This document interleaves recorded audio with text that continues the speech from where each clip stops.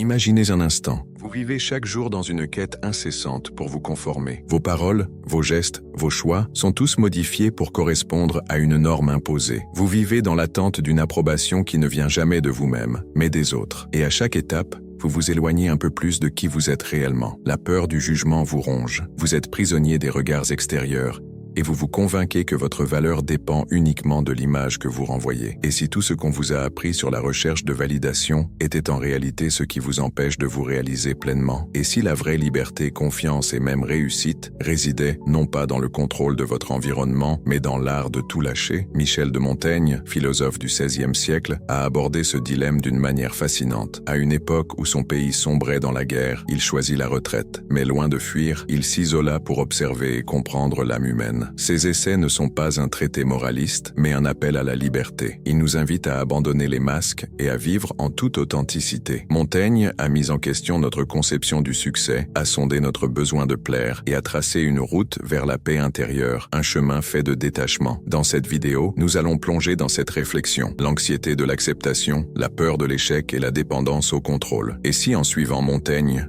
nous découvrions ce qui se cache derrière le lâcher-prise? Dès l'enfance, on nous inculque l'idée que tout contrôler nous garantit la sécurité. On nous apprend que la vie peut être maîtrisée à travers des efforts constants, des stratégies et des préoccupations. Mais Montaigne, observateur lucide de l'homme, a vu là un mirage. Le contrôle, selon lui, est une illusion. Nous tentons de maîtriser des éléments qui échappent à notre prise. Ce que les autres pensent, ce qui pourrait arriver, comment nous serons perçus. Et dans cette quête de perfection, nous gaspillons notre énergie, une énergie qui pourrait nourrir notre créativité, notre présence, nos relations. Un accident de cheval a failli coûter la vie à Montaigne. Cet instant de danger l'a confronté à la fragilité de l'existence. Il a compris que rien ni personne ne peut prévoir ni protéger de certains événements. Et paradoxalement, c'est à ce moment précis qu'il a trouvé une vérité essentielle. Vivre, ce n'est pas contrôler, c'est accepter le flux de la vie. Montaigne a écrit un jour « Ma vie a été remplie de malheurs terribles, dont la plupart ne se sont jamais produits. » Cette phrase résume toute une philosophie. Combien de fois vous êtes-vous fait des films dans votre tête, imaginant des événements catastrophiques qui ne se sont jamais produits? Combien de nuits avez-vous passé à essayer de tout prévoir ou de corriger ce qui ne pouvait être changé? La vérité, c'est que le contrôle nous coupe de la réalité présente. Plus nous essayons de tout maîtriser, plus tout devient incertain. Montaigne nous invite à lâcher prise, à accepter l'imprévu, car c'est ainsi que la vie se révèle dans sa beauté naturelle, loin des artifices. Notre désir d'être accepté est omniprésent. Depuis l'enfance, on nous apprend que l'approbation est la clé du bonheur. Un compliment, un regard approbateur, un signe d'appartenance. Peu à peu, on construit notre identité autour des attentes des autres. Mais Montaigne, dans sa sagesse, nous met en garde. Il a compris que ce chemin mène à une existence superficielle. Lorsqu'on vit pour être accepté, on perd le contact avec notre véritable essence. Il a écrit « Je ne cherche pas à plaire, mais à être authentique ». C'est peut-être là que réside la force de son œuvre, un appel à penser par soi-même dans un monde qui privilégie la conformité. La quête incessante de validation se cache partout, dans notre façon de nous habiller, dans nos silences, dans nos compromis quotidiens. On évite de déranger, de déplaire, mais en évitant l'inconfort, on se condamne à vivre dans une prison de l'âme. Et finalement, même quand cette validation arrive, elle ne satisfait jamais, elle ne touche pas notre vrai moi, mais le masque que nous avons porté pour être accepté. Montaigne nous propose un chemin radicalement différent, celui de la connaissance de soi, un chemin où l'on s'accepte avec une telle honnêteté que l'opinion des autres ne peut plus nous affecter. Et il nous invite à nous poser une question essentielle. À qui cherchez-vous réellement à plaire? Combien de décisions de votre vie ont été prises par peur du jugement des autres et non par un véritable désir intérieur? Lorsque vous cessez de rechercher l'approbation, vous accédez à une forme de liberté rare, l'acceptation de soi. Cela transforme tout. Vos relations deviennent plus sincères, vos choix plus fluides et la vie, tout simplement, devient plus apaisée. Le détachement, loin d'être une forme de froideur, est un acte de clarté. Ce n'est pas fuir la vie, mais savoir discerner ce qui mérite d'être nourri et ce qui nous épuise. C'est lâcher prise non par indifférence, mais parce que certaines choses ne méritent plus notre attention. Montaigne a observé comment l'obsession de l'apparence et du contrôle générait une angoisse constante. Il ne nous invite pas à renoncer à tout, mais à vivre avec plus de légèreté, à aimer sans attachement, à chercher sans se perdre, à vivre avec moins de pression. Dans son isolement, Montaigne écrivait pour comprendre, non pour être admiré. Et c'est dans ce vide créatif, dans cet espace libre de toute pression sociale, naturel que son âme a pu s'épanouir. Combien de fois avez-vous réussi quelque chose au moment précis où vous avez cessé de lutter pour y arriver, quand vous avez cessé de forcer, de vouloir prouver quoi que ce soit? C'est comme si l'univers répondait à votre lâcher-prise par une forme de grâce. Voici le paradoxe du détachement. Moins vous avez besoin de prouver, plus vous devenez naturellement présent. Moins vous cherchez à contrôler, plus la vie s'organise d'elle-même. Ce n'est pas une question de chance, mais de cohérence entre ce que vous êtes, ce que vous ressentez et ce que vous faites. Montaigne nous enseigne que le détachement est une forme de pouvoir, un pouvoir serein, silencieux, qui transforme sans imposer. Lâcher la quête de perfection, de validation, permet d'être enfin libre de marcher selon son propre rythme, d'être fidèle à soi-même. Montaigne n'était ni un ascète ni un héros. Il était un homme profondément humain, conscient de ses faiblesses. Il a traversé des épreuves terribles, la perte de ses enfants, la mort de son meilleur ami, la guerre civile. Mais ces épreuves ne l'ont pas durci, elles l'ont rendu plus vrai. Il a choisi de se retirer, de quitter la politique et de vivre dans le silence de sa tour, où il a commencé à se connaître pleinement. Ses essais sont une exploration sans masque, un dévoilement brut de ses contradictions, de ses peurs, de ses faiblesses. Et c'est cette vulnérabilité qui le rend intemporel. Je ne me représente pas dans mon intégralité, seulement comme je me vois à ce moment précis, écrivait-il. Cette réflexion, si simple et libératrice. Personne n'est parfait, personne n'est constant. La vraie sagesse vient de l'acceptation de notre propre imperfection. Dans notre monde moderne, où l'on nous pousse à projeter une image parfaite, Montaigne nous rappelle que l'être humain sait aussi accepter ses contradictions, son incapacité à être toujours cohérent, à ne pas avoir toutes les réponses. Et accepter cela ne nous affaiblit pas. Au contraire, cela nous libère. Et toi, à quoi t'accroches-tu encore, même si cela te fait souffrir? Que se passerait-il si pendant un instant tu laissais tout aller? Partage en commentaire ton expérience avec le détachement et le lâcher-prise. Peut-être que ton histoire aidera d'autres à faire de même. Et si cette vidéo t'a parlé, like-la, abonne-toi et active la cloche pour ne rien manquer. Ensemble, explorons la vie avec plus de légèreté, d'authenticité et de liberté.